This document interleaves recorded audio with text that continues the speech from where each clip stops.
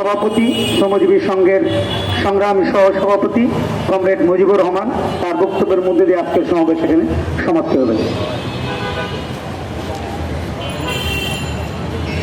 উপস্থিত বন্ধুগণ, আজকের আমাদের সমাবেশ তেল গ্যাস ও নিত্য প্রয়োজনীয় দ্রব্যের মূল্যের প্রতিবাদ ও বাণিজ্য চুক্তি ইউনুস যে চুক্তি করে গেছে, দেশের ধ্বংস করে ফিরে গেছে ইউনুস। মার্কিনদের দালাল, আমেরিকার দালাল, এই দালাল আইসা এই দেশের বৈষম্য বিরোধী আন্দোলনের ফসল নষ্ট করে দিয়ে গেছে।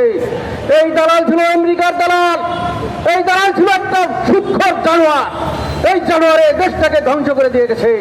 আজকে যে কি নির্বাচন উপহার দিয়েছে, নির্বাচনের 3 দিন আগে এই জানুয়ারে এই দেশে বাণিজ্য চুক্তি করছে দেশ বিরুদ্ধ। তাই সকল ভাইদের প্রতি আহ্বান, আমরা যে বৈষম্য বিরুদ্ধ আন্দোলন করেছি, বেশিবাদী সরকারকে তাড়িয়েছি, আমরা কি পেলাম? আমরা একটি আমেরিকার দালাল সরকার পেয়েছিলাম। সেই দালালে একটি নির্বাচন করছে। আজকে দেখেন আপনারা, এই নির্বাচনে অর্ধেক মানুষও ভোট দেয় নাই, প্রশাসন ভোট দিয়েছে, জনগণ ভোট কেন্দ্রে যায় নাই। তাই সকল ভাইদেরকে বলতে চাই, আপনারা সজাগ থাকেন। আবারও আমাদের আন্দোলন করতে হবে, আবার এই সরকারকে বিতাড়িত করতে হবে। আজকে দেশে কি চলছে? দেশে কোনো জনগণের কল্যাণে কাজ চলছে না, সকল কাজ জনগণের বিরুদ্ধে। গ্যাস নাই, পানি নাই, বিদ্যুৎ নাই, ওই জনগণেরই কারা নিল? এই দেশের এই সরকারের দলে পাথরও চুরি করছে, গৃহগড় থেকে বালুও চুরি করছে। তারা এই দেশে আটকে রাখতে পারে, সবকিছু বালু পর্যন্ত চুরি করে, তারা পাথর পর্যন্ত চুরি করে, তারা দেশের কিছুই ছেড়ে দিব না। তাই সকল ভাইদের প্রতি আহ্বান জানিয়ে আপনাদের বলতে চাই, আপনারা আবারও আন্দোলনের জন্য প্রস্তুত হন।